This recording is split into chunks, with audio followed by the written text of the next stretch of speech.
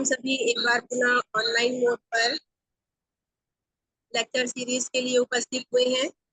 आज के दूसरे दिन के कार्यक्रम में उपस्थित दुर्गा कॉलेज रायपुर छत्तीसगढ़ की principal respected doctor Pratibha Mukherjee ma'am, HOD respected doctor Sanjeevani Thakur ma'am, Columbia college के principal respected doctor Arun Kumar Dubey sir, vice principal respected doctor Abha Dubey ma'am, साथ ही उपस्थित all respected teachers and dear people teachers, आप सभी का ऑनलाइन लेक्चर सीरीज में स्वागत और अभिनंदन है।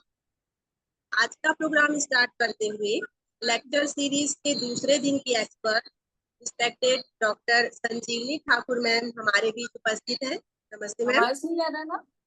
आज हमारा टॉपिक है ह्यूमन रिसोर्स इन एग्जामिनेशन, इस पर आधारित है। मैं मैम का स्वागत करती हूँ और उनको लेक्चर के लिए सादर आमंत्रित करती हूँ। Please ma'am. Good morning all of you. Good morning सभी स्टूडेंट को, सभी कोलंबिया कॉलेज के टीचर्स को, दुर्गा कॉलेज के जितने भी टीचर जुड़े हुए हैं, मैं सबका नमन करती हूँ। आज मैं लेक्चर सीरीज में ह्यूमन रिसोर्सेस इन एग्जामिनेशन पे आप लोगों को कुछ लेक्चर दूंगी। तो सर्वप्रथम मैं आप लोग परीक्षा और मूल्यांकन से तो परिचित होंगे ही। परीक्षा और मूल्यांकन एक ऐसी चीज है जो टीचर और बच्चों के बीच में एक बड़ी ही महत्वपूर्ण कड़ी होती है। छात्र जो है वो अपने मूल्यांकन से अपना वैल्यूएशन करता है और टीचर जो है परीक्षा के द्वारा आकलन करते हैं कि कौन सा स्टूडेंट जो है वो होशियार की श्रेणी में आता है, किसको अधिक मेहनत करने की आवश्यकता है। इस तरह हम देखते हैं कि हम अपने पढ़ाई में तो परीक्षा देते ही हैं, हमारे निजी जीवन में भी परीक्षा का बहुत महत्वपूर्ण स्थान होता है। परीक्षा जो है आकलन और मूल्यांकन की एक पद्धति है जो पाठ्यक्रम और ज्ञान दोनों के बीच में एक सेतु का काम करती है। पाठ्यक्रम के द्वारा हम बच्चों को जो ज्ञान देते हैं, उस ज्ञान को बच्चा किस तरीके से अनुभव करता है, किस तरीके से ग्रहण करता है, ये अत्यंत महत्वपूर्ण होता है। और एक शिक्षक के लिए ये जानना बहुत जरूरी है कि वो बच्चों को जो सिखा रहा है वो बच्चा किस लेवल पे ग्रहण कर रहा है, हमें और कितनी आवश्यकता है। ये परीक्षा केवल एक स्टूडेंट की परीक्षा नहीं होती है, ये टीचर की भी परीक्षा होती है कि जो हमने पढ़ाया है उसको बच्चों ने कितना सीखा है, कितना अच्छे से उसको ग्रहण किया है। परीक्षा की परिभाषा है, परीक्षा एक ऐसी वैज्ञानिक विधि है जिसके सहारे शिक्षक छात्रों के कौशल और ज्ञान को मापता है।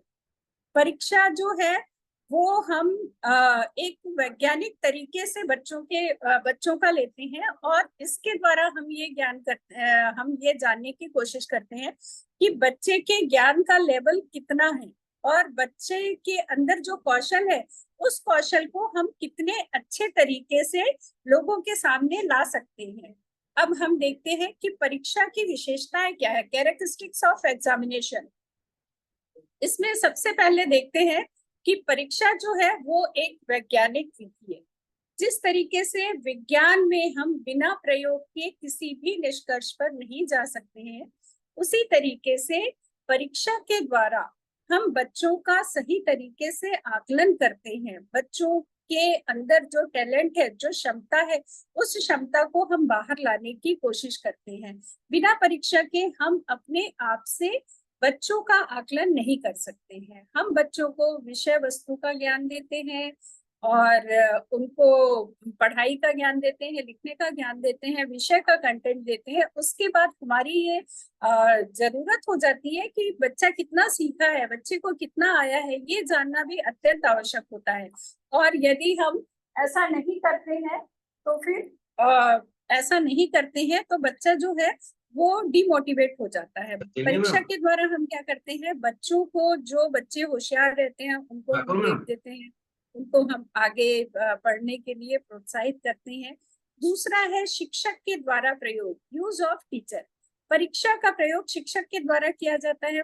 शिक्षक जो है वो क्या करता है, पढ़ाता है, पढ़ाने के बाद में विभिन्न तरह की परीक्षाएं लेता है और परीक्षा के द्वारा वो क्या करता है, बच्चों का आकलन करता है। उदाहरण के तौर पे शिक्षक जो है परीक्षा के लिए उनको कुछ असाइनमेंट देता है, कुछ उनको करने के लिए कुछ काम असाइनमेंट देता है, उनको कुछ वर्क देता है और उसके साथ ही साथ वो क्वेश्चन पेपर बनाता है। क्वेश्चन पेपर बनाने के बाद में उसका सही तरीके से उसको कैटेगरी में बांटता है। उसके बाद उस क्वेश्चन पेपर को बच्चों को देता है। उसके बाद वो बच्चों की आंसर शीट चेक करता है। उसके बाद वो किसी निष्कर्ष पे जाता है।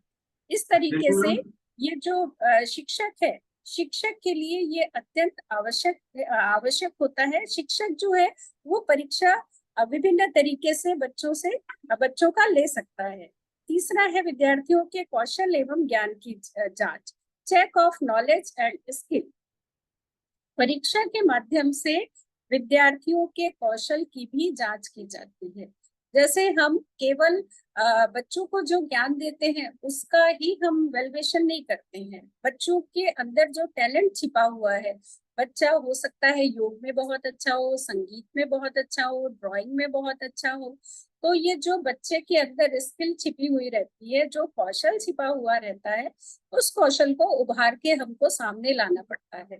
कि जब हम सैद्धांतिक परीक्षा लेते हैं तो उसमें क्या है, केवल विषय वस्तु का ही हम आकलन कर पाते हैं, पर विषय वस्तु के द्वारा ही बच्चों का सही आकलन नहीं होता। वही बच्चों के अंदर जो टैलेंट है उसको भी हमें सामने लाने की कोशिश करना अत्यंत आवश्यक है, ताकि हम बच्चों को एक अच्छा राइटर दे सकें, बहुत अच्छा सिंगर दे सकें। ये परीक्षा के द्वारा ही संभव होता है। उसके बाद नेक्स्ट पॉइंट है लिखित, मौखिक एवं प्रायोगिक, रिटन, ओरल एंड प्रैक्टिकल। परीक्षा जो है वो परीक्षा जब हम लेते हैं तो हम 3 तरीके से परीक्षा लेते हैं। पहला तो मौखिक लिखित परीक्षा लेते हैं, जो कि समय समय पर निर्धारित किया जाता है। यूनिट टेस्ट लेते हैं, उसके बाद में हम उनका असाइनमेंट लेते हैं। उसके बाद हम जो है बच्चों को उसके बाद बच्चों का आकलन करते हैं। दूसरी चीज हो जाती है कि हम बच्चों का मौखिक परीक्षा भी लेते हैं, ओरल एग्जाम भी लेते हैं, क्विज के रूप में लेते हैं, जीके के द्वारा लेते हैं, विभिन्न प्रतियोगिताओं के द्वारा भी हम उनका आकलन करते हैं। इस तरीके से लिखित, मौखिक परीक्षा लेते हैं। साथ ही साथ कई बार ऐसा होता है, कुछ विषय ऐसे होते हैं जिनको हम प्रयोग के द्वारा उनका वैल्यूएशन करते हैं। बिना प्रयोग के वो सब्जेक्ट का वैल्यूएशन नहीं हो पाता है। जैसे फिजिक्स हो गया, केमिस्ट्री हो गया, बायो हो गया। आर्ट्स में देखा जाए तो मनोविज्ञान का भी प्रैक्टिकल लिया जाता है, ज्योग्राफी का भी प्रैक्टिकल लिया जाता है। इस तरीके से प्रैक्टिकल के द्वारा भी हम बच्चों का आकलन करते हैं। ये प्रायोगिक विषय जो होते हैं वो बच्चों के अंदर जो कौशल छिपे हुए रहते हैं उसके आकलन करने में हमारी मदद करते हैं। बीएड में भी जब टीचिंग से बच्चे आते हैं तो 4th सेमेस्टर में हम उनकी टीचिंग की प्रायोगिक परीक्षा लेते हैं। मनोविज्ञान की हम प्रायोगिक परीक्षा लेते हैं। इस तरह से हम देखते हैं कि तीनों परीक्षाएं जो है बच्चों के लिए अत्यंत इम्पोर्टेंट होती है। उसके बाद है समय सीमा, टाइम लिमिटेशन। परीक्षा के लिए हम बच्चों को क्या करते हैं, एक समय सीमा निर्धारित करते हैं। इस समय सीमा के द्वारा बच्चे जो है आकर के अपने विषय की परीक्षा देते हैं। ये समय जो है जब हम यूनिट टेस्ट लेते हैं, क्लास टेस्ट लेते हैं तो हम 1 घंटे का लेते हैं। जब यूनिवर्सिटी एग्जाम होते हैं या बोर्ड एग्जाम होते हैं उनका टाइम 3 घंटे का होता है। कुछ प्रायोगिक परीक्षाएं 1.5 घंटे की होती हैं, कुछ प्रायोगिक परीक्षाएं 2 घंटे की होती हैं। इस तरीके से हम परीक्षाओं को समय सीमा के अंदर तय करते हैं। प्राथमिक शालाओं में छोटे बच्चों के स्कूल में 2 घंटे की ही परीक्षा होती है। इस तरीके से हम देखते हैं कि बच्चे को निर्धारित समय सीमा के अंदर अपने जो टैलेंट है, अपना जो वो पढ़ के आए हैं उसको पूरा करना पड़ता है। उसके बाद है निर्धारित पाठ्यक्रम, फिक्स कैरिकुलम। परीक्षाएं निश्चित पाठ्यक्रम के अंतर्गत ली जाती हैं। एक निश्चित यूनिट होता है, निश्चित उनका सिलेबस होता है, निश्चित विषय वस्तु होती है। इसके द्वारा हम क्या करते हैं, शिक्षक जो है परीक्षा का संचालन करता है। जब परीक्षा का संचालन करता है तो संचालन समिति जो है वो ये निर्धारित करती है कि बच्चे के पाठ्यक्रम के अंदर से ही हमको प्रश्न लेना है, और उनकी जो पाठ्यक्रम बच्चों का जो पाठ्यक्रम है वो पाठ्यक्रम निर्धारित करते हैं कि फर्स्ट सेमेस्टर में इतने यूनिट आएंगे, सेकंड सेमेस्टर में इतने आएंगे। यदि यूनिवर्सिटी एग्जाम है तो फर्स्ट यूनिट में इतना आएगा, सेकंड में इतना आएगा, ये निर्धारित होता है। सामान्यतः जो हम बच्चों से क्वेश्चन करते हैं वो क्वेश्चन भी इसी से संबंधित होते हैं और इन्हीं के द्वारा पूछे जाते हैं। निर्धारित अवधि पर आधारित, बेस्ड ऑन क्राइस पीरियड, परीक्षा का आयोजन निश्चित अवधि पर होता है। जैसे साप्ताहिक परीक्षा होती है, मासिक होती है, त्रैमासिक होती है। ये जो परीक्षा की अवधि है ना वो निर्धारित रहती है। जैसे हम साप्ताहिक टेस्ट लेते हैं, जैसे हमारे यहाँ मंडे टेस्ट होता है, हर मंडे को हम बच्चों का टेस्ट लेते हैं। उसके बाद में प्री यूनिवर्सिटी एग्जाम होता है, फिर यूनिवर्सिटी एग्जाम होता है। इस तरीके से परीक्षाएं हैं वो निर्धारित रहती है, और इसमें पाठ्यक्रम को भी हम अलग अलग परीक्षा के लिए अलग अलग विभाजित कर देते हैं। उसके बाद सामूहिक स्वरूप, कलेक्टिव फॉर्म, परीक्षा का संचालन जो है वो व्यक्तिगत रूप में नहीं किया जाता। परीक्षा जो है वो सामूहिक रूप में होता है। वर्तमान शिक्षा प्रणाली में परीक्षाएं जो है सामूहिक रूप से ही संचालित की जाती है। सभी परीक्षाओं के लिए एक जैसा प्रश्न पत्र रहता है, एक समय निर्धारित रहता है, और सभी बच्चों को एक जैसा ही क्वेश्चन पेपर दिया जाता है। उनका आकलन भी एक ही तरीके से किया जाता है। शिक्षक जो है वो अपनी आवश्यकता के अनुसार परीक्षा आयोजित करते हैं। उसके बाद नेक्स्ट है प्रश्नों के स्वरूप में अंतर, differences in form of question. बच्चों के जो क्वेश्चन पेपर होते हैं उसमें जो हम क्वेश्चन देते हैं वो उनका जो स्वरूप होता है वो अलग अलग होता है। कुछ हम शॉर्ट टाइप आंसर देते हैं, कुछ क्वेश्चन हम ऑब्जेक्टिव वाले देते हैं, कुछ लॉन्ग आंसर वाले देते हैं। इस तरीके से हम देखते हैं कि बच्चों का जो क्वेश्चन है वो अलग अलग तरीके से हम बच्चों को देते हैं। कई बार ऐसा होता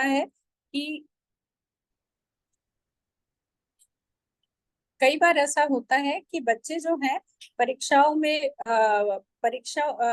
जब हम क्वेश्चन पेपर बनाते हैं तो सभी बच्चों को ध्यान में रख करके बनाते हैं, और इनमें कुछ बच्चे जो हैं वो निबंधात्मक प्रश्न बहुत अच्छे से कर पाते हैं, कुछ जो है वस्तुनिष्ठ प्रश्न बहुत अच्छे से कर पाते हैं। इस तरीके से परीक्षाओं का संचालन किया जाता है। उसके बाद हम देखते हैं परीक्षा की आवश्यकता। परीक्षा की जो आवश्यकता है वो बच्चों के आकलन के लिए अत्यंत महत्वपूर्ण है, बच्चों को प्रमोट करने के लिए अत्यंत महत्वपूर्ण है। उसके बाद जो परीक्षा है वो बच्चों को प्रमोट करने के लिए भी अत्यंत आवश्यक है। इसके द्वारा हम बच्चों को एक क्लास से प्रमोट करके दूसरी क्लास में भेजते हैं। उसके बाद सेकंड जो मेरा पॉइंट है वो है स्वरूप के आधार पर परीक्षा के प्रकार, type of exam of based on. सबसे पहला इसमें आता है प्रायोगिक परीक्षा। इस प्रकार की परीक्षाओं का प्रयोग प्रयोगात्मक विषयों में अधिक होता है। परीक्षा में छात्रों को प्रायोगिक कार्य प्रदान किए जाते हैं और छात्र उस कार्य के विषय की मौखिक जानकारी भी देते हैं। सबसे पहले हम देखते हैं कि प्रयोगात्मक परीक्षा जब होता है तो इसको निर्धारित करते हैं, और इसमें कुछ प्रयोग बच्चों के द्वारा कराए जाते हैं। उसके बाद उनका परीक्षण किया जाता है। उसके बाद उनका मौखिक रूप से उनसे उस विषय से संबंधित, उस प्रैक्टिकल से, उस प्रयोग से संबंधित प्रश्न पूछे जाते हैं, और छात्र जो है वो प्रयोगशाला में अपने प्रकरण का अपना कार्य करते हैं। इसमें सभी बच्चों के आंसर जो है वो अलग अलग आते हैं, क्योंकि प्रैक्टिकल जो है सभी बच्चे अलग अलग तरीके से करते हैं, तो सभी का एक जैसा आना असंभव रहता है। इसमें कई बार संगीत की भी प्रायोगिक परीक्षा होती है, हस्तकला की होती है, साइंस के होते हैं, मनोविज्ञान के होते हैं। इसके द्वारा हम क्या करते हैं, प्रयोगात्मक तौर पर विषयों को जो है हम आगे बढ़ाने के विषयों को हम गहराई से जानने पर ज्यादा जोर देते हैं। इस परीक्षा का प्रयोग व्यावसायिक विषयों के लिए भी किया जाता है। इनका जो स्किल है, वो स्किल जो है प्रत्यक्ष रूप से बच्चों के द्वारा जो किया गया है वो हमारे सामने आता है। उसके बाद है मौखिक परीक्षा, ओरल एग्जाम। ओरल एग्जाम क्या है कि बच्चे जो है उनका कॉन्फिडेंस लेवल जानने के लिए, उनकी अपनी अभिव्यक्ति जानने के लिए हम क्या करते हैं, मौखिक परीक्षा लेते हैं। पहले के जमाने में, पुराने समय में अध्यापक जो होते थे वो मौखिक परीक्षा पर ज्यादा जोर देते थे। मौखिक परीक्षाओं का प्रयोग प्रायः छोटे क्लास पर ज्यादा किया जाता है, क्योंकि इसके द्वारा बच्चे जो है वो अपनी अभिव्यक्ति देते हैं, और ये बहुत ज्यादा टाइम टेकिंग होता है, इसलिए बड़े बच्चों पे इससे कम अप्लाई किया जाता है, छोटे बच्चों पे इससे ज्यादा अप्लाई किया जाता है। मौखिक परीक्षा के गुण, मेरिट ऑफ ओरल एग्जाम। सबसे पहले है व्यक्तिगत मूल्यांकन, इंडिविजुअल इवेल्युएशन। इस परीक्षा के द्वारा, मौखिक परीक्षा के द्वारा हम क्या करते हैं, बच्चों का व्यक्तिगत रूप से हम मूल्यांकन करते हैं। छात्र जो है व्यक्तिगत रूप से परीक्षक के सामने आता है और अपने विचार परीक्षक के सामने प्रस्तुत करता है। वह स्वयं अपनी अभिव्यक्ति टीचर के सामने प्रस्तुत करता है। इसमें नकल की कोई संभावना नहीं होती है। बच्चा जो है उसकी अभिव्यक्ति सर्वोपरि मानी जाती है। इसमें बच्चे का कॉन्फिडेंस लेवल भी देखा जाता है कि बच्चा कितना कॉन्फिडेंट होकर के आंसर कर रहा है, कितने अच्छे से बोल रहा है। दूसरा है संप्रेषण कौशल का विकास, नॉलेज ऑफ कम्युनिकेशन स्किल। आज हम देखते हैं कि बच्चे को कोई भी विषय हो, कोई भी नौकरी हो, कोई भी पढ़ाई हो, उन्हें इंटरव्यू देना पड़ता है। और इंटरव्यू की शुरुआत यदि हम स्कूल स्तर से ही करें तो ज्यादा अच्छा रहता है, क्योंकि बच्चे के अंदर जो झिझक होता है, जो डर होता है, वो मौखिक परीक्षा के द्वारा दूर होता है। तो संप्रेषण के द्वारा हम क्या करते हैं कि बच्चा जो है अपनी अभिव्यक्ति को एकदम निडर होकर के अपने ज्ञान को परीक्षक के सामने रखता है। यदि किसी बच्चे में संप्रेषण का अभाव है तो उसको टीचर जो है विकसित भी कर सकता है। कई बार ऐसा होता है कि बच्चा जो है एकदम से नहीं कर पाता, बच्चा सीख नहीं पाता, भाई बच्चा बोल नहीं पाता, आता उसको सब है पर बोल नहीं पाता है। यही चीज यदि उसके अंदर बने रहती है तो आगे चल के इंटरव्यू फेस करने में उसको बहुत ज्यादा परेशानी होती है। इसलिए ये जरूरी है कि बच्चों का ओरल एग्जाम लिया जाए। उसके बाद नेक्स्ट है मस्तिष्क का पूर्ण विकास, कंप्लीट डेवलपमेंट ऑफ ब्रेन। इस परीक्षा में बच्चा जो है परीक्षक के सामने जब जाता है तो उसे ये नहीं पता होता है कि किस तरह का क्वेश्चन उससे पूछा जाए, और जब उससे पूछा जाता है क्वेश्चन तो वो उसका आंसर जो है तुरंत देता है। तो उसका जब वो परीक्षा देने जाता है तो उसका जो दिमाग है वो एकदम से स्ट्राइक करता है, और इसके द्वारा वो क्या करता है कि अपने आंसर को अपने शब्दों में शिक्षक के सामने रखता है। छात्र इस परीक्षा के पहले भी प्रशिक्षित होते हैं और अपने मस्तिष्क को इस तरीके से डेवलप करते हैं कि आगे आने वाले सिचुएशन का वो अच्छे से जवाब दे सके, अच्छे तरीके से अपनी बातों को सामने रख सके। फोर्थ है चारित्रिक गुणों का विकास, टेस्ट ऑफ मॉरल टैलेंट। इस परीक्षा में जब बच्चा जो है परीक्षा देने आता है तो उनके आंतरिक गुणों का भी आकलन किया जाता है। बच्चा जब मौखिक परीक्षा देने आता है तो वो किस तरीके से अपने बातों को बोल रहा है, किस तरीके से खड़ा है, टीचर से उसका व्यवहार कैसा है, वो अपनी बातों को किस तरीके से कितने अच्छे ढंग से प्रेजेंट कर रहा है, ये सारी चीजें बहुत मायने रखती है। इस परीक्षण से ये पता चलता है कि बच्चे का व्यवहार कैसा है।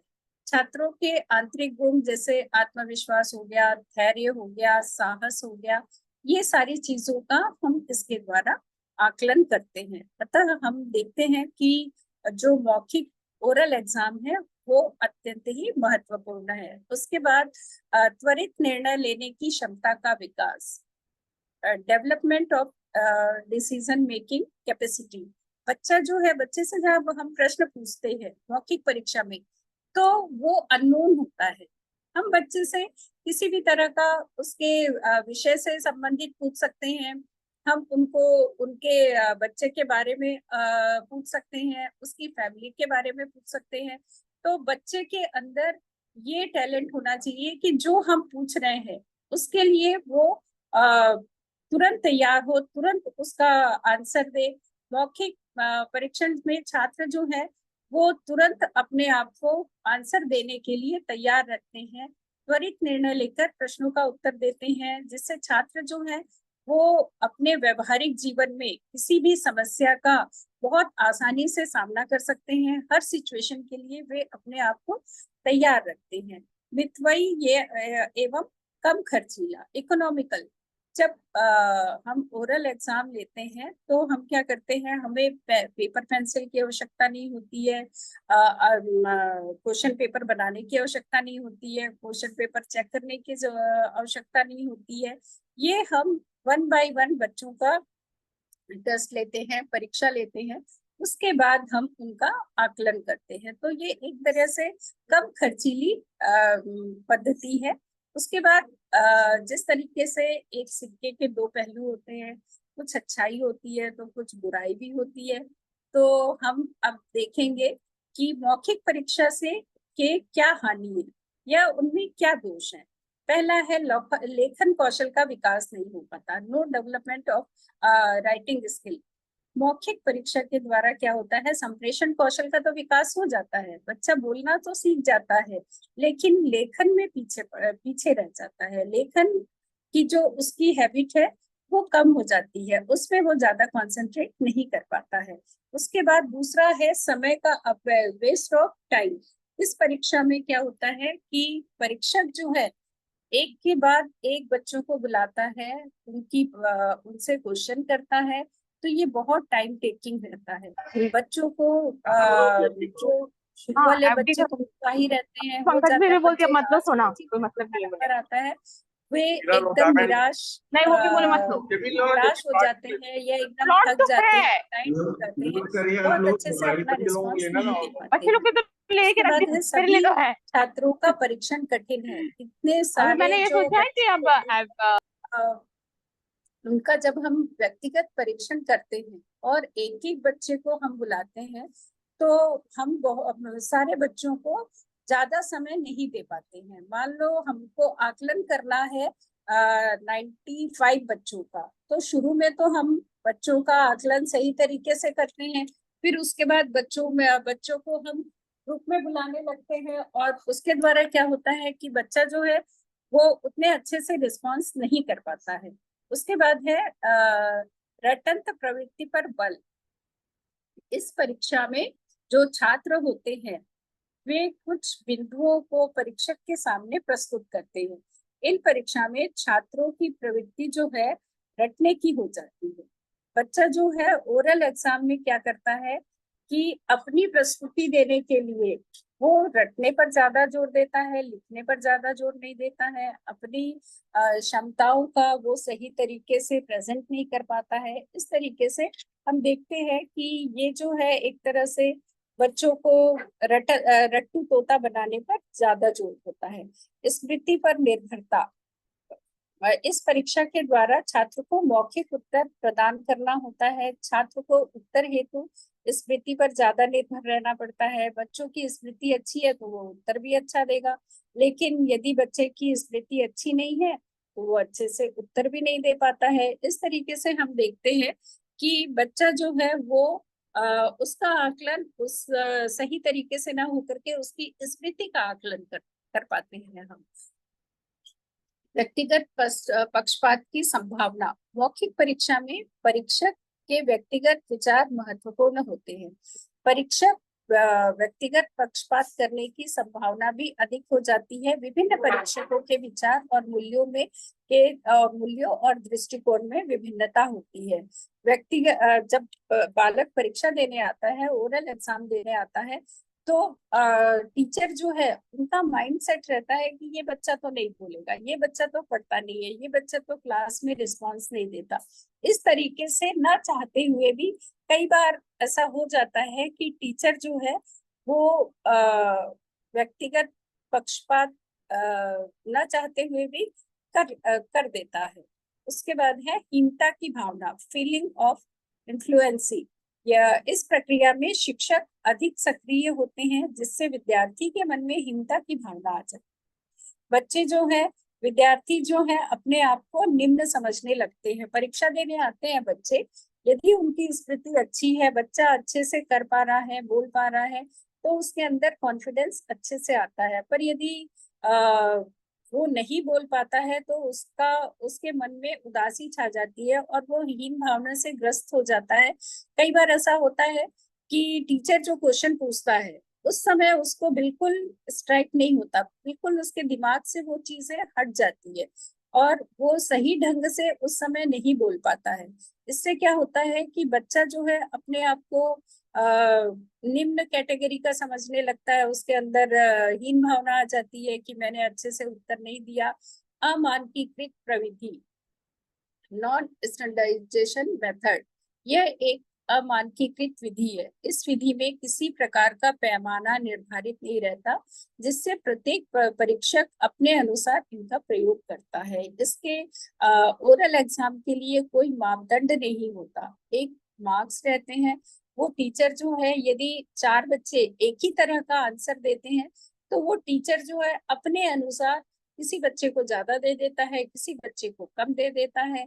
कई बार ऐसा होता है कि बच्चे जो है ग्रुप में यदि 4 बच्चों का आकलन कर रहे हैं तो जो बच्चा बोला उसको नंबर मिल गया और जो बच्चा चुप रह गया, उस समय नहीं बोल पाया, तो फिर वो पीछे रह जाता है। तो इसका कोई एक निर्धारित आंकड़ा नहीं है, ये पैमाना नहीं है जिसके द्वारा हम इनका सही तरीके से आकलन कर सके। उसके बाद है वस्तुनिष्ठता का अभाव। इस विधि में वस्तुनिष्ठता का अभाव होता है। विभिन्न परीक्षकों के मूल्यांकन के परिणाम अलग अलग होते हैं। एक ही छात्र यदि 3 परीक्षक के पास जाता है तो तीनों परीक्षक के नंबर में समानता नहीं दिखाई देती है। तीनों परीक्षक के जो अंक हैं वो एक जैसे नहीं रहते हैं। एक ही क्वेश्चन है, एक ही बच्चा है, पर उसका मानदंड अलग अलग हो जाता है। इस तरीके से ये जो है वो बच्चों में निराशा, और हम इसको कह सकते हैं एक तरह से कि बच्चे के साथ हम न्याय नहीं कर पाते हैं। कहीं कभी कभी बच्चों के साथ अन्याय जैसी स्थिति भी पैदा हो जाती है। उसके बाद नेक्स्ट है अधिक समय एवं धन की खपत। इस प्रक्रिया के द्वारा क्या होता है कि हम बच्चों को व्यक्तिगत रूप से बुलाते हैं, उनका व्यक्तिगत रूप से परीक्षण करते हैं, जिसमें कई बार ऐसा होता है कि बच्चे जो हैं उनको बहुत ज्यादा समय लगता है। तो समय तो ज्यादा लगता ही है, क्योंकि एक एक बच्चे को इंडिविजुअल बुलाना, उनकी परीक्षा लेना, उनको अंक देना, उनसे क्वेश्चन करना, एक एक बच्चे के पीछे यदि हम 5 मिनट या 10 मिनट भी देते हैं और बच्चा यदि अच्छे से करके आया है तो उसको ऐसा लगता है कि समय कम समय मिला, मैंने अपने आप को अच्छे से प्रेजेंट नहीं कर पाया। इस तरीके से ये जो है एक तरह से सही नहीं मानी जा सकती है। उसके बाद आता है रिटन परीक्षा, लिखित परीक्षा। मौखिक परीक्षा में अनेक गुण दोष होते हैं, जिसके कारण लिखित परीक्षा और प्रयोग के द्वारा भी मूल्यांकन किया जाता है। मौखिक परीक्षा के विपरीत इस परीक्षा में छात्र जो है वो अपने विचारों को प्रस्तुत न करके अपने विचारों को लिखित रूप में परीक्षक के सामने देता है। इस परीक्षा में छात्र जो है उसका मूल्यांकन तत्काल नहीं हो पाता। इसके लिए टीचर जो है कैरिकुलम देखता है, उसके अनुसार वो प्रश्न पत्र बनाता है। प्रश्न पत्र के बाद में उसमें कुछ उसका ब्लूप्रिंट बनाता है, उसके बाद वो क्वेश्चन पेपर बनाता है, उसके बाद वो बच्चों को डिस्ट्रीब्यूट करता है, जिसमें बच्चे जो है अपनी अभिव्यक्ति को लिखित रूप में देते हैं। इसमें जो मूल्यांकन होता है वो हमेशा सही हो ऐसा नहीं होता है, पर इसका मूल्यांकन जो है मौखिक परीक्षा की अपेक्षा काफी सही माना जाता है, क्योंकि इस परीक्षा के समय इस परीक्षा में बच्चों को पर्याप्त समय मिलता है, उनको अपनी भावनाओं को लिखने के लिए, अपनी समस्या के समाधान के लिए निर्धारित समय मिलता है, जिसके द्वारा वो अपनी अभिव्यक्ति को पूर्ण करता है। लिखित परीक्षाओं के लाभ, मेरिट ऑफ रिटन एग्जाम, लेखन कौशल का विकास। लिखित परीक्षाओं में लेखन कौशल का विकास होता है, जिसमें छात्र जो है अपने क्षमताओं की वृद्धि करते हैं, छात्र अपने विचारों को क्रमबद्ध तरीके से लिखते हैं, उनको सोचने के लिए पर्याप्त अवसर मिलता है, उनके लिए एक निर्धारित समय रहता है, उस समय में उनको आंसर लिखना पड़ता है। तो बच्चा जो है एकदम निश्चिंत रूप से रिलैक्स होकर के अपना एग्जाम देता है, एग्जाम लिखता है, और उसके द्वारा क्या है कि उसको आत्मसंतुष्टि भी मिलती है कि मैंने अपना पेपर अच्छा बनाया है। सामूहिक मूल्यांकन, इस विधि में एक साथ अनेक छात्रों का मूल्यांकन होता है, जिससे शिक्षक और प्रशासन के समय और श्रम की बचत होती है। जब हम रिटन एग्जाम लेते हैं तो बच्चों का एग्जाम जो है वो ग्रुप में लिया जाता है, उनके लिए समय निर्धारित रहता है, समय निर्धारित होने के बाद उनके आंसर शीट को कलेक्ट किया जाता है, उसके बाद उनका वैल्यूएशन होता है, वैल्यूएशन होने के बाद में जब हम उनका मूल्यांकन करते हैं, मूल्यांकन के आधार पर हम उनका रिजल्ट बनाते हैं। इस तरीके से ये एक लंबे प्रोसेस से होकर के जाता है। इसमें हम एक साथ कई बच्चों का आकलन करते हैं, कई बच्चों का रिजल्ट निकालते हैं, उसके द्वारा हम उनके रिजल्ट को फाइनल अंतिम रूप देते हैं। पक्षपात की संभावना कम होती है। इस परीक्षा में जो मूल्यांकन करता होता है उसके लिए यह एक कठिन निर्णय करना होता है, और इस परीक्षा में सभी जो बच्चे होते हैं वो निर्धारित समय में अपना काम पूरा करते हैं। तो परीक्षक के लिए भी ये एक चुनौती होता है कि जब वो आंसर शीट का वैल्यूएशन करते हैं तो सभी बच्चों को ध्यान में रख करके सहजता पूर्वक, बहुत पेशेंस के साथ में बच्चे ने जो लिखा है उसको पढ़ते हैं, उसके बाद में उसका आकलन करते हैं, और उसके बाद वो उत्तर पुस्तिकाओं को परीक्षक के पास देते हैं, जिससे कि रिजल्ट बनाया जाता है। प्रमाणीकरण, इस विधि में प्रश्न पत्र का प्रमाणीकरण भी किया जाता है, जिससे प्रश्न पत्र में वस्तुनिष्ठ और विश्वसनीयता का गुण आ जाता है, और यह प्रश्न पत्र सभी छात्रों के लिए एक जैसा होता है। जब हम क्वेश्चन पेपर बनाते हैं तो क्वेश्चन पेपर में कुछ ऑब्जेक्टिव क्वेश्चन देते हैं, कुछ शॉर्ट आंसर रहते हैं, कुछ एकदम शॉर्ट आंसर रहते हैं, कुछ लॉन्ग आंसर रहते हैं। इस तरीके से प्रश्नों की जो कैटेगरी है वो यहाँ पे अलग अलग स्तर की होती है, और अलग अलग स्तर की होने के कारण क्या है, सारे बच्चे उसको आसानी से कर लेते हैं, और उसके बाद हर तरह के क्वेश्चन करने की उनकी हैबिट हो जाती है, और हर तरह के प्रश्नों के द्वारा उन्हें एक सही उनको अंक प्राप्त होता है। उसमें हम ये नहीं कह सकते कि बच्चे का आकलन सही नहीं हुआ, क्योंकि बच्चा जो है वो वस्तुनिष्ठ या तो बहुत अच्छा कर लेता है, या शॉर्ट टाइप अच्छा कर लेता है, या निबंधात्मक कर लेता है, तो बच्चे को भी आत्मसंतुष्टि होती है कि उसने बहुत अच्छे से किया है। उसके बाद है पुनर्मूल्यांकन। इस परीक्षा में उत्तर पुस्तिकाओं का भी पुनर्मूल्यांकन किया जाता है, जिससे परीक्षण की विश्वसनीयता बनी रहती है।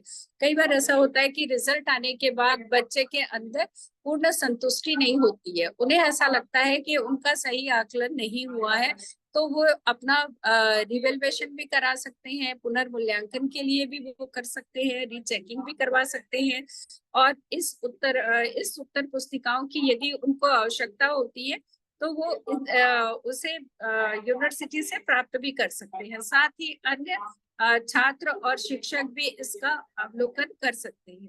इसके बाद है समय की बचत, सेविंग ऑफ टाइम। इस परीक्षण में एक साथ बड़े समूह का परीक्षण किया जाता है। सारे बच्चे एक साथ बैठ करके एक ही स्थान पर एक ही समय में अपनी परीक्षाएं लिखते हैं। उसके बाद उनके आंसर शीट को कलेक्ट किया जाता है। उसके बाद एक साथ उनको चेक भी किया जा सकता है, किया जाता है। इससे क्या है, समय की बचत होती है। हमारा जो देश है, भारत देश, वो विशाल जनसंख्या वाला देश है और यहाँ पे इस तरह के परीक्षणों का प्रयोग किया जाना उचित है, क्योंकि हम ओरल या इंटरव्यू के द्वारा बच्चों का चयन नहीं कर सकते हैं। विचार करने के लिए पर्याप्त समय होता है, सफिशिएंट टाइम इन थिंकिंग। लिखने के समय बच्चों को उत्तर लिखते हैं जब बच्चे, तो उनको पर्याप्त समय प्राप्त होता है और उसके बाद वो अपने आंसर को लिखते हैं। तो इससे क्या होता है कि बच्चों को विचार करने के लिए पर्याप्त अवसर मिलता है। वो प्रश्नों को पढ़ते हैं, समझते हैं, उसके बाद उसके पॉइंट्स बनाते हैं। उनको कई बार ऐसा होता है कि बच्चा जो है फर्स्ट वाला क्वेश्चन नहीं बना पा रहा है, तो वो सेकंड क्वेश्चन को बना लेता है। फिर उसके बाद थोड़ा टाइम मिलने के बाद, सोचने के बाद वो फर्स्ट क्वेश्चन को कर सकता है। जबकि ओरल में जो प्रश्न पूछा जाता है, बच्चे को उसी का ही उत्तर देना पड़ता है। उसके पास सोचने के लिए वक्त नहीं होता है। स्वतंत्र अभिव्यक्ति, फ्रीडम ऑफ एक्सपीरियंस। इस परीक्षण में छात्र जो है वो अपने विचारों को रखने के लिए स्वतंत्र होती है। छात्र जो है अपने मौलिक विचारों को भी प्रश्न पत्र में लिख सकते हैं। छात्र जब प्रश्न को पढ़ता है तो उसके प्रश्नों को पढ़ने के बाद वो उसका मनन करता है और मनन करने के बाद वो इस निष्कर्ष पर पहुंचता है कि इस क्वेश्चन का आंसर ये होगा, और वो उस आंसर को अपने शब्दों में भी लिख करके व्यक्त करता है। उसके बाद है शिक्षक के भय से मुक्ति, फ्रीडम ऑफ टीचर फेयर। इस परीक्षण में जो शिक्षक होता है वो क्या करता है, जो स्टूडेंट होता है वो क्या करता है कि उसके अंदर भय और डर और हताशा जैसी स्थिति नहीं होती है। क्योंकि जब ओरल एग्जाम होता है तो बच्चों को डर बना रहता है, क्या पूछेंगे, कैसे आंसर देना है, कैसे है वो। जब बच्चे उनके पहले बैच के बच्चे निकलते हैं तो उनके अंदर बहुत क्यूरियोसिटी होती है, कैसा क्वेश्चन पूछ रहे हैं, कैसा कर रहे हैं, क्या पूछे हैं, और वो टीचर कैसे हैं, उनका व्यवहार कैसा है, वो किस तरीके से बच्चों को अप्रिशिएट करें, हर चीज के बारे में वो लोग पूछते हैं। जबकि जब वो लिखित परीक्षा देते हैं तो इस तरह का उनको कोई भी भय नहीं रहता। वो अपने विचारों को व्यक्त करने के लिए स्वतंत्र होते हैं, प्रश्न पत्र को पढ़ने के लिए स्वतंत्र होते हैं। कोई क्वेश्चन यदि उनको समझ में नहीं आता तो 2 बार 3 बार पढ़ते हैं, उसके बाद ही वो उसका आंसर देते हैं। लिखित परीक्षाओं की सीमाएं, लिमिटेशन ऑफ रिटन एग्जाम। पहला है पुस्तकीय ज्ञान की जांच, चेक ऑफ बुकिश नॉलेज। इस विधि में क्या होता है कि बच्चे जो है किताब से पढ़ के आते हैं और किताब की ही जांच की जाती है। छात्र जो है वो पाठ्य पुस्तकों पर आधारित प्रश्नों को क्या करते हैं, रट लेते हैं, पढ़ लेते हैं और उसके बाद उसको क्या करते हैं, परीक्षा में लिख करके आ जाते हैं। लिखित परीक्षा के अंतर्गत विगत वर्षों के पूछे गए प्रश्नों को भी वो पढ़ा करते हैं, जिससे छात्र केवल उन्हीं प्रश्नों तक के ही सीमित रहते हैं। इसमें मैं आप लोग को बताना चाहूंगी कि बच्चे जो है 2 साल या 5 साल के क्वेश्चन पेपर करते हैं, या तो अजय माला में जो क्वेश्चन दिया हुआ रहता है उसी को करके जाते हैं और उनका ज्ञान अजय माला तक के ही सीमित रहता है। आप उनको बहुत अच्छे से समझाइए, बताइए, पर उनका जो ज्ञान है वो पुस्तकीय ज्ञान के तक के ही सीमित रहता है। वे उसके आगे निकलने की कोशिश ही नहीं करते हैं। कई बार बच्चों को या हम बोलते हैं कि ये क्वेश्चन इंपॉर्टेंट है, ये क्वेश्चन इंपॉर्टेंट है, तो बच्चों को लगता है कि ये क्वेश्चन तो 4 साल से आया ही नहीं है मैडम, ये क्वेश्चन तो 10 साल से आया ही नहीं है मैडम, ये क्वेश्चन तो आएगा ही नहीं मैडम। तो उनकी धारणा ऐसी हो गई है कि जो 5 साल के अंदर अंदर आया है वही क्वेश्चन हमको करके जाना है। तो इस तरीके से उनका ज्ञान भी जो क्या है थोड़ा सा कुंठित हो जाता है। सेकंड पॉइंट है संप्रेषण कौशल का विकास नहीं हो पाता। इसमें बच्चा जब लिखता है तो उसके लिखने की हैबिट तो अच्छी हो जाती है, परीक्षा में वो अंक भी अच्छे ले आता है, पर सामने से कम्युनिकेशन कैसे करना है, संप्रेषण कैसे करना है, सामने वाले से हमको बात कैसे करना है, उनसे हमें हम जो आंसर दे रहे हैं वो सही है कि नहीं, इस चीज की उनको जानकारी नहीं होती है। जब उनको क्वेश्चन पेपर मिलता है, आंसर मिलता है, हाँ ये क्वेश्चन है, इसको मैं बना लूंगा, ये क्वेश्चन है, इसको मैं बना लूंगा, और वो सीधा लिखते जाते हैं। वो इस चीज को नहीं ये करते कि यदि इसको सर पढ़ेंगे तो क्या बोलेंगे, मैडम पढ़ेगी तो क्या बोलेगी। उनके अंदर संप्रेषण कौशल रहता ही नहीं है। उनको ऐसा लगता है कि हमको क्वेश्चन पेपर मिल गया, आंसर शीट मिल गया, हम अपने आंसर को लिख दे, पढ़ दे। उसके बाद है नकल की संभावना, पॉसिबिलिटी ऑफ चैटिंग। इस परीक्षण में नकल की अधिक संभावना रहती है। आप लोग भी यूनिवर्सिटी एग्जाम में देखते होंगे, बच्चे जो हैं इस परीक्षा में बहुत ज्यादा एक दूसरे पे डिपेंड हो जाते हैं, और उनको उनकी बुद्धि ऐसी हो जाती है कि सामने वाला लिख रहा है, गलत लिख रहा है कि सही लिख रहा है, इसका भी वो निर्णय नहीं कर पाते हैं। उनको ऐसा लगता है कि इस परीक्षा में मैं दूसरे से कितना ज्यादा पूछ लूं। छात्र जो है वो उत्तर लिखते हैं, और कई बार ऐसा होता है कि उनको ये भी नॉलेज नहीं रहता है कि ये कौन से क्वेश्चन का आंसर क्या है, सामने वाला लिख रहा है उसी को लिख देते हैं। कई बच्चे ऐसे होते हैं कि उनके पास समय का इतना अभाव रहता है कि किताब के पन्ने फाड़ के ले आते हैं और उसके द्वारा अपना परीक्षा पास करने की कोशिश करते हैं। कई बार ऐसा होता है कि बच्चे जो है वो अपनी क्षमता का अपने ऊपर विश्वास न करके दूसरे के ऊपर ज्यादा विश्वास करते हैं। ये एक बहुत दयनीय स्थिति है कि आज के बच्चे को अपने ऊपर कॉन्फिडेंस नहीं है। वो दूसरों के लिखे हुए चीजों को, दूसरों की बातों को अच्छा मान लेते हैं, जबकि उनके अंदर उससे ज्यादा टैलेंट होता है। उसके बाद है फोर्थ पॉइंट, आंतरिक गुणों का मापन नहीं होता। इस परीक्षा के द्वारा छात्रों के आंतरिक गुणों का विकास नहीं हो पाता। जैसे बच्चे के अंदर सहनशीलता, धैर्य, साहस, आत्मविश्वास, इन सब की कमी हो जाती है। वो परीक्षा तो देते हैं, पर उनके अंदर का पेशेंस क्या है, किस तरीके से उनको करना चाहिए, इन सब गुणों का अभाव पाया जाता है। वस्तुनिष्ठता का अभाव। इस परीक्षण के में यदि निबंधात्मक प्रश्नों का प्रयोग किया जाता है तो वस्तुनिष्ठ प्रश्न जो है वो समाप्त हो जाते हैं।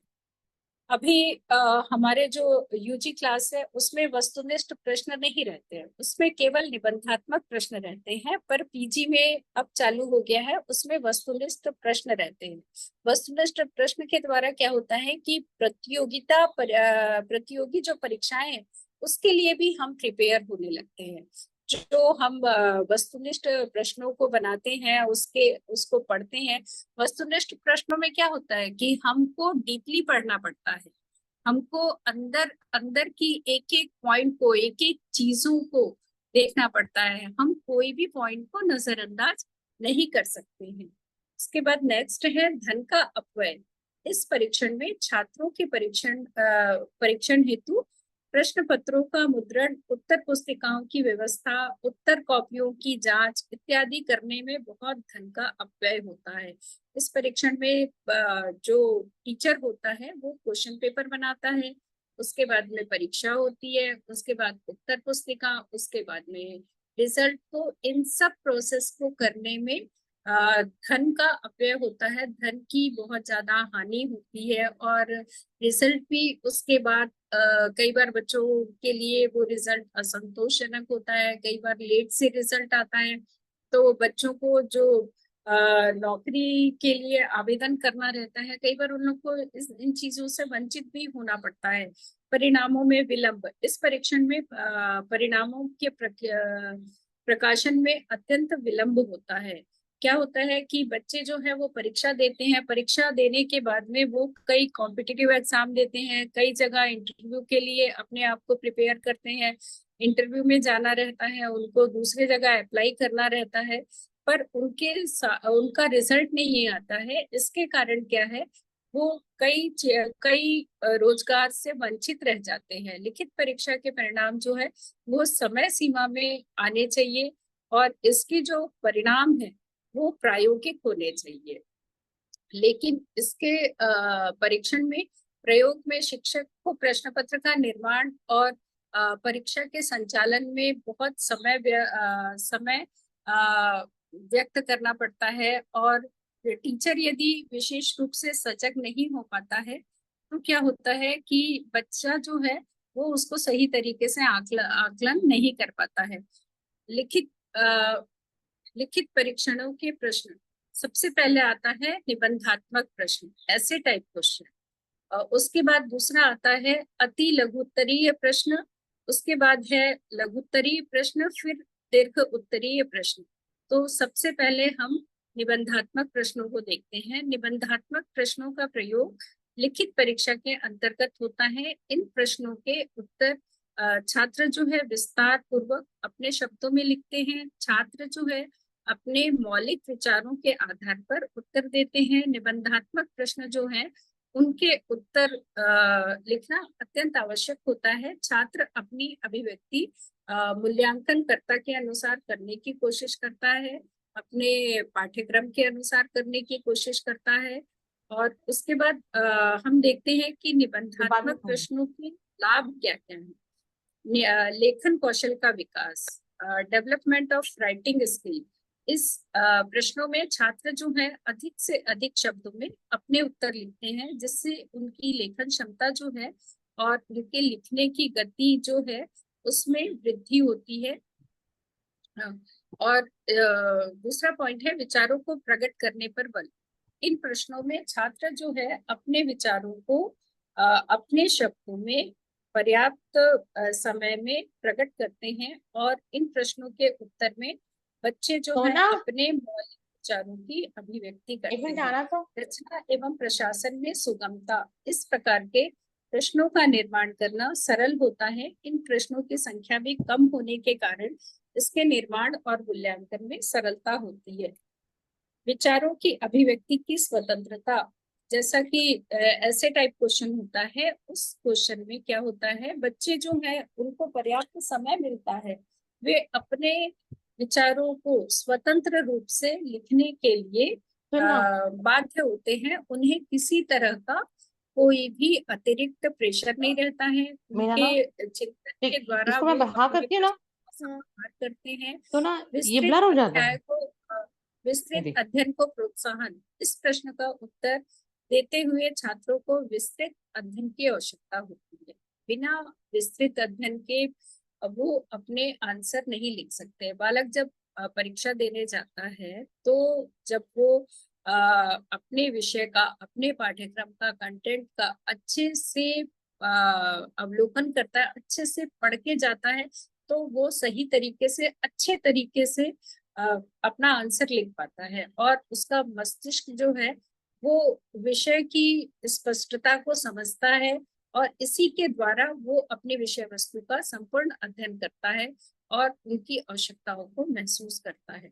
नकल की संभावना कम, इस प्रकार के प्रश्न के उत्तर हेतु शब्द सीमा अधिक होती है। छात्रों के पास इतना समय नहीं होता है कि वो उत्तरों का नकल कर सके या रट करके लिख सके, क्योंकि ऐसे टाइप क्वेश्चन जो होते हैं वो निबंधात्मक प्रश्न जो होते हैं उसमें उन लोगों को बहुत ज्यादा लिखना होता है और लिखते लिखते उनके पास इतना समय भी नहीं होता कि वो इधर उधर ताक झाक करे, एक दूसरे से पूछे। वे प्रश्नों को समझ करके उसके आधार पर अपना आंसर लिखते हैं। उसके बाद है क्रमबद्ध अभिव्यक्ति, सिस्टमैटिक प्रेजेंटेशन।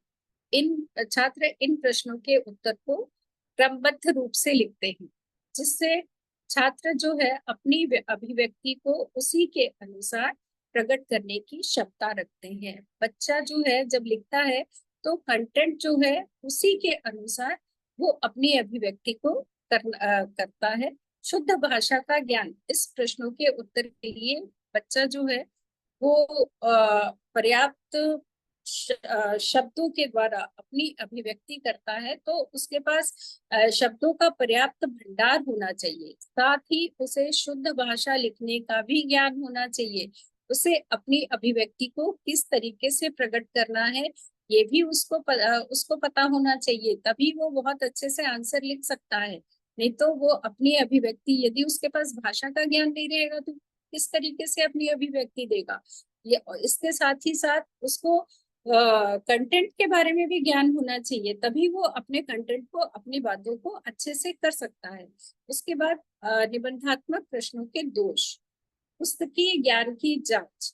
इस प्रश्नों के द्वारा हम क्या करते हैं, केवल बुक में जो क्वेश्चन लिखा हुआ है वही ज्ञान की हम जांच कर सकते हैं, जो कि एक लिखित परीक्षण का बहुत बड़ा दोष माना जाता है। बच्चे क्या करते हैं, वो 5 प्रश्न 6 प्रश्न करके जाते हैं, उसमें से आया तो उसी को लिखते हैं, तो उनका जो ज्ञान है वो क्या होता है कि सीमित हो जाता है और उनका कंटेंट जो है वो कम हो जाता है। वो अपनी अभिव्यक्ति, अपने विचारों को करने के लिए स्वतंत्र नहीं हो पाते हैं। उसके बाद नेक्स्ट है परीक्षा केंद्रित। यह प्रश्न परीक्षा केंद्रित होता है। छात्र को सामान्यतः ऐसे प्रश्न दिए जाते हैं जिनकी पुनरावृत्ति हो रही है। छात्र उन प्रश्नों को याद करके परीक्षा में उत्तीर्ण हो रहे हैं। अब हम देखते हैं कि परीक्षा का जो पैटर्न है वो क्वेश्चन हर 2 साल 3 साल में रिपीट होते रहता है। तो बार बार रिपीट होने से क्या है, बच्चे जो है वही प्रश्नों पे फोकस करते हैं जो 2 साल में आया है, जो 1 साल के बाद आया है। तो बच्चा जो है इससे क्या करता है कि पूरे तरीके से पूरा कंटेंट, पूरा बुक नहीं पढ़ता है, वो केवल परीक्षा में जो क्वेश्चन आया है उसी पे ज्यादा फोकस करता है। उसके बाद थर्ड पॉइंट है संपूर्ण पाठ्यक्रम का प्रतिनिधित्व नहीं हो पाता। इन प्रश्नों के अंतर्गत मात्र कुछ प्रश्न ही दिए जाते हैं जिससे कि वो क्या करता है, उन्हीं प्रश्नों को पढ़ता है। उसके बाद रटंत प्रवृत्ति को प्रोत्साहन। इन प्रश्नों की संख्या कम होने के कारण छात्र कुछ संभावित प्रश्नों को रट लेते हैं। बच्चों के अंदर ये प्रवृत्ति आ जाती है कि ये क्वेश्चन तो आता ही नहीं है, इसको पढ़ना ही नहीं है, ये पिछले बार आया था, इसको करने का कोई मतलब नहीं है।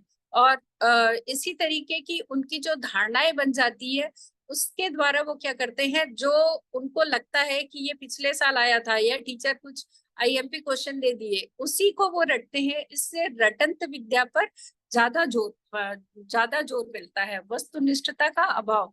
इस प्रश्नों का मूल्यांकनकर्ता अपने विवेक और मूल्यों के आधार पर करते हैं, जिससे मूल्यांकन करने में वस्तुनिष्ठता समाप्त हो जाती है।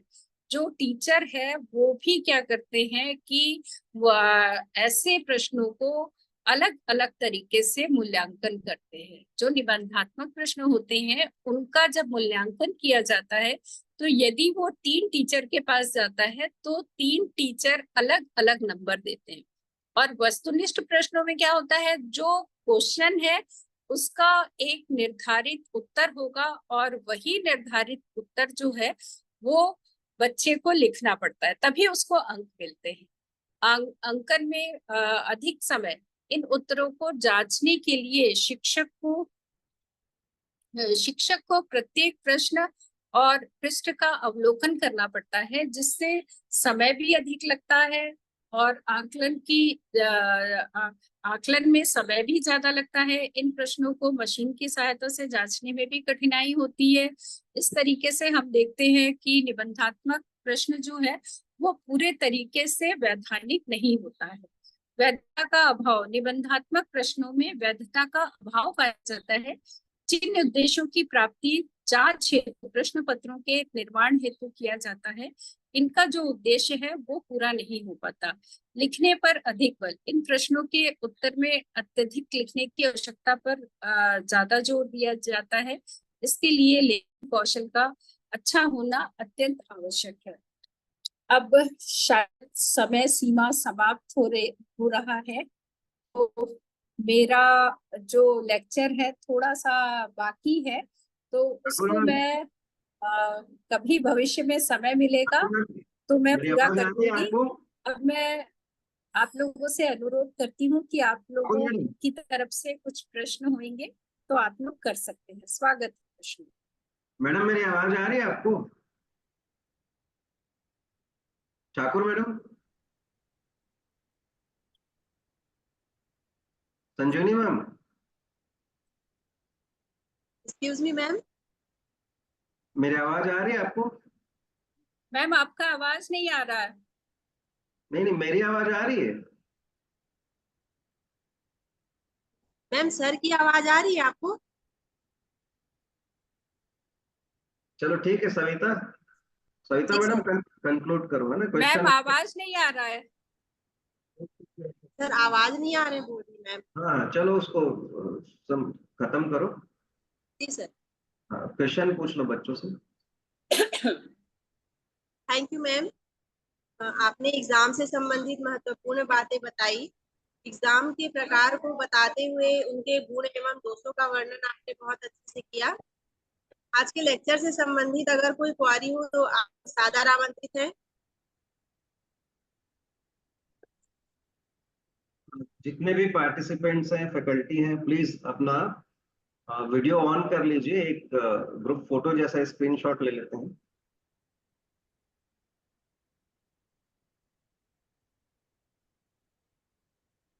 सर आवाज नहीं आ रहा।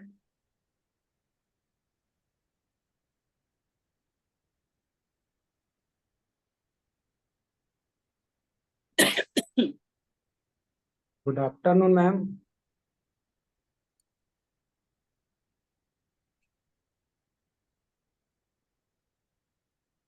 सविता मैम आप कंटिन्यू करिए।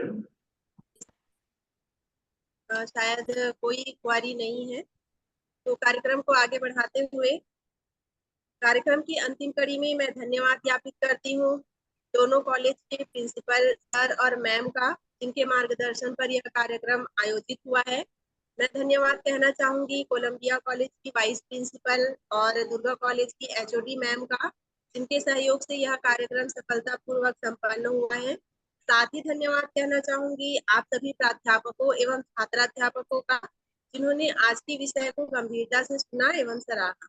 मैं पुनः आप सभी का धन्यवाद करती हूँ और कार्यक्रम की समाप्ति की घोषणा करती हूँ। धन्यवाद। जय हिंद।